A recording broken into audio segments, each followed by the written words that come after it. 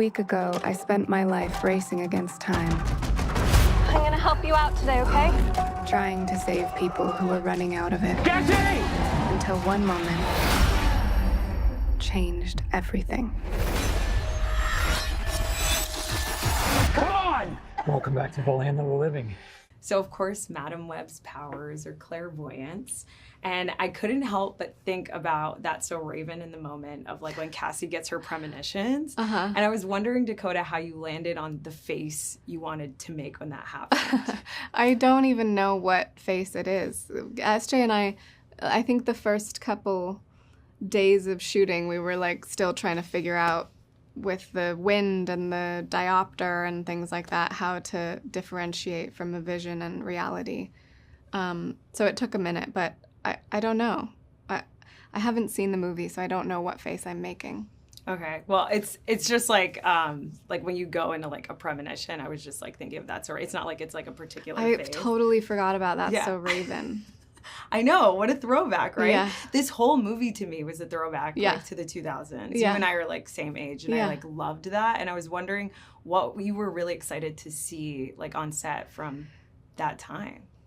I mean, all the references, like the music references, the fashion, it was so funny. But the huge Beyonce poster, I think, was my favorite. Me too, the Crazy in Love. I was like, whoa, that's so good. Yeah. And when you were wearing a flannel around your waist, I was like, oh my God. Yeah. Like, why did I wear that all the time? Why? I know. The fashion was so good. But my favorite fashion moment, which I don't want to give away, but I love Gucci, and I know you love Gucci too. And it's, to me, I was like, this is so sick. Did you have any input in that moment? It was a very exciting moment. I'm very happy about it. It was like a behind-the-scenes thing that happened to come to fruition, and I'm really happy about it. Okay, I don't know how it all came together, but it was something like, well, you know, it would be cool if like there was a nod to these, to like, I don't know, my relationship with Gucci, and yeah, it's cool. So good. I was really happy. So thank you for bringing that moment to life. I was second happiest when you attempted to climb a wall. It was Thank you. so good. Dakota was so funny. Please tell me, like, break down that scene for us. That was, I think, like SJ's favorite day on set, because there's so many moments that I was like goofing around, of course, because me, but that wouldn't make it into the movie because it didn't really serve the story. But in that moment it did, and she just loved it. She loved watching it, and it was really funny to do. Did you, like, how many times did you shoot that? I think she like kept it going for a while just because she was enjoying it. What was it like for you? Did you enjoy it? Yes, so silly. Yeah, it's so fun. It's so cool, like, to be able to tap into the spiderness of the character and being in just the spider world in general. It made me want to ask you, like, do you have a spider person? Because I feel like as the years go by, I keep discovering new spider people, like, as more movies come out. I don't know. Like, when, I guess Madame Web. Yeah.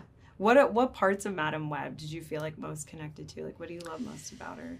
I love that she really starts to honor her mind, and I love how protective she is and supportive she is of the three girls. Yeah, I was just talking to the three girls and telling them that you're giving like millennial mother like energy and just like older sister, and I love that too. And the fact that she's a paramedic is so cool. When I left the film, I heard a paramedic and I was like, Madame Web, like, because it's really cool that you actually get to like drive a truck. What was the training process like for that, and just acclimating yourself to that world? I mean, I did a little bit of stunt training, driving training, like a day, but I didn't get to drive an ambulance until we were on set, and it was so fun. They're such big, silly cars. Are they like hard to drive? It's hard to drive because you can't really see anything at all behind you, but pretty fun. Yeah. When you hear one now, does it remind you of like this experience? Like does that change the experience for you now when you hear or see a paramedic? No, I haven't really. I don't connect the two, but I never thought that I would know the inside of an ambulance so well. I can see the future. Oh, what the hell? She didn't see that coming? That's not how it works. I'm so excited to talk to the three of you collectively because you all are so good, like individually. And so to see you guys come together for this project was just the best for me. So I'm a 90s kid. And the fact that this movie takes place in 2003 was just so much fun for me. It was like such a blast from the past. What was it like for you guys to go back to that time? Like taking a time machine back to 2003? It was so fun because I feel like Y2K in the early 2000s is so back. Like, it's so in right now. And I live in New York, and that's, like, what everybody is wearing. So I was just really excited to explore, like, the fashion of 2023 and my character and also the music. I love the music. Yeah. Well, The there music was was fun. I think this script kind of was ahead of it precedented the trend. The trend, It yes. was in they wrote it like way before, and we started auditioning in 2022. That's so true. So they were ahead of it. They called it. Like, it's amazing how these things these trends cycle. But I was very young in 2003. I was a baby.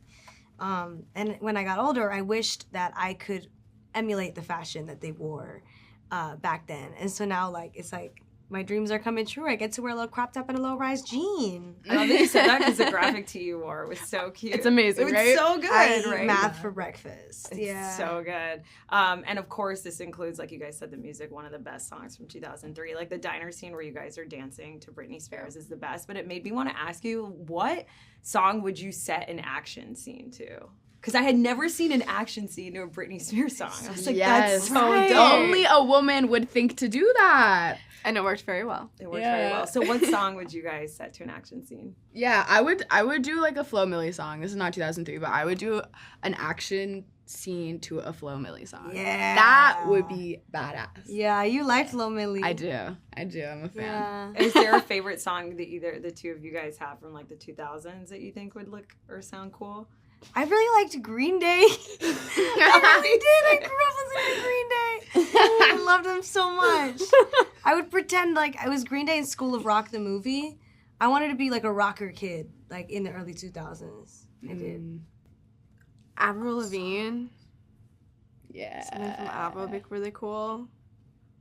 I'm like the Black Eyed Peas, I think. No, yes. Yes. The Black Eyed Peas. Are Where's you- the My Love Peas came out- would be sick. That'd be so Yes. good. Yes. And it came out in 2003, I think. Where's the Love? I hope.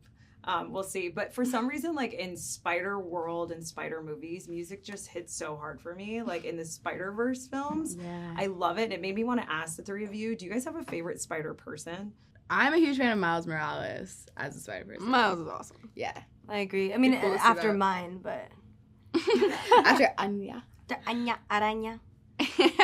Miles is really cool. We've all been kind of like fangirling over. Yeah, Yeah. we're excited about that. I love that. Especially love because as a Latina, I love like everything you've done for the community, and Miles like just makes us feel so seen. So I love that Yeah. answer. Thank you. I feel like every year when like a new movie comes out, I discover a new Spider person, like Madam Web, and I was like, whoa, she was older in the comics. Like that's so sick. And the dynamic between you guys and Dakota Johnson, I feel like she was giving like millennial mother or like felt like an older sister. you know? Yeah. Tell me about the dynamic and energy of like working with her. Honestly, it was pretty accurate though. Yeah. Like it was pretty accurate to Yeah. set. Like me and Bella would be like making a TikTok or like just like I don't know, we would all be joking around, like Cindy would be eating candy and She'd be confused. she would be like, "Hi girls."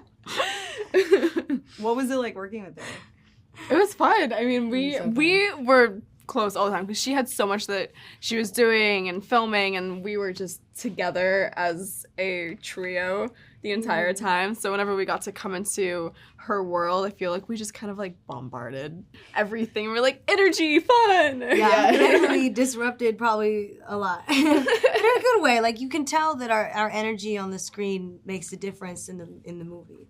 I've seen that man before. So who is he? Ezekiel Sims. He was in the Amazon with my mom when she was researching spiders right before she died. Tahar, I have been dying to talk to you ever since I've seen The Mauritanian because it is just, you are so unreal in that. So I've been following your career since. And I know when you create a character, you like to go from inside out, but then there's other characters like in The Serpent, you went from outside in. So I was wondering for this villain, Ezekiel, how did you approach creating him? Let's say from 2D to 3D, from the comic book to reality. What I did is I read everything I could about Ezekiel in the comic books and tried to put in as much of him from the comic book as I could in the script. And from the inside, what I explored is this question, the psychological question. What would you do if you knew where you're going to die and who's going to kill you? Right. What would you do? That's a real question, you know. And I understood why he acts like this and why his nightmare turns into an obsession with fate and trying to just save his life. And in my case, as a person, I would have accepted fate and just, you know, take advantage of what every day, every second, and just, you know, accept it. Yeah. Well, that tracks because SJ said you're like the nicest person to ever work with. So I love that you would just like calmly go about it knowing when you would die. That's amazing. So you said you read a lot of the comics. Did you look to any other villains for inspiration when portraying Ezekiel? It could have happened, but it wasn't the case for Ezekiel, because every answers I found in the comic book was helped me enough to build that Ezekiel. Yeah. Were you a fan of Spider-Man before coming into this? When I was a kid, as every single kid on Earth, yeah, of course. And I can see how my kids are crazy of this, you know, world of superheroes, and you know that's also one of the reasons why I wanted to be part of this movie as well. What was it like getting to play in that world? It was fun. I like to see my acting path as a, you know, adventure experience, to have the opportunity to jump from one genre to another one. Yeah. And I was so curious to see how they're made, and you know, to play a man with superpowers. Yeah. It was such, you know, it was cool. And back in Europe, we don't have this cinematic, let's say, mythology. So when you get a chance to explore it, you just seize it. So fun. It's literally like playing dress up. Do you have like a favorite spider person? Because there's so many different like spider people in this world now. There is a lot, true. But I'm not gonna surprise you, but Ezekiel is really fascinating in many ways, you know, in the comic book and in this movie as well. But I don't know, because he is human, and he's such a different villain from what I've seen before. Villains usually seek revenge or try to destroy the world and all. And that one is just trying to save himself. Yeah. It drives him crazy, you know. But and he's making bad choices, obviously. But it makes him more human. But what's interesting is, even though he's a human and he's your favorite spider person, he wears a suit very much like Spider-Man's suit in a way, which I thought was cool. I was curious if you and SJ built an origin story for the suit. I don't know exactly, but I was so excited to put on a suit that I was like, yeah, bring it in. Anyway, but I think that out of privacy, he wears that suit. Because he is a super human being in a real world. Because this movie is, you know, grounded in reality. And in order to avoid, witnesses or police or whatever, he has to wear that suit. You said you were just so excited to put it on. What was it like the first day you put on the suit? I remember it vividly. Tell me about it. I flew from Paris to LA, and there was this big warehouse, and when I walked down the hallway, it was filled with superhero suit from other movies, you know. Wow. And that made me even more excited to put on mine. So I felt like a kid on a playground. And the marvel with being an actor is that sometime you can bring back the kid that's inside of yourself and tell him, that's your turn. Let's switch places and have fun. And that was the case. Wow. And so once you had it on, did you you obviously couldn't send pictures to anyone with it on and stuff. So how excited are you for people to see you in the suit?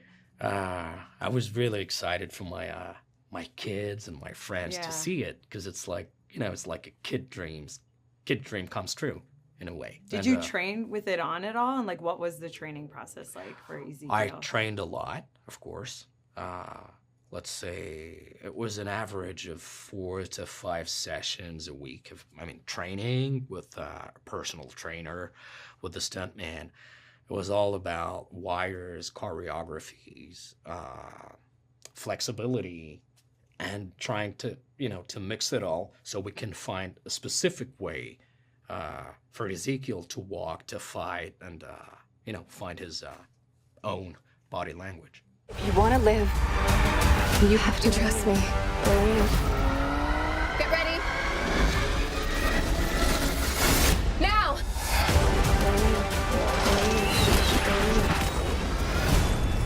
You're showing off. Maybe a little. I heard your favorite day on set was making Dakota Johnson climb up a wall. Dakota told me that you made her do it so many times because she felt like you loved it. Well, do you know what? She was so nervous about doing that, but she's so good at comedy. And I said, shall we rehearse this? Do you want to rehearse the scene where you climb the wall? She was like, I think we should just do it. And the cat was the biggest diva of the entire movie. So the cat didn't want to be in that scene at the same time. So the cat had to be shot separately. So I was the cat.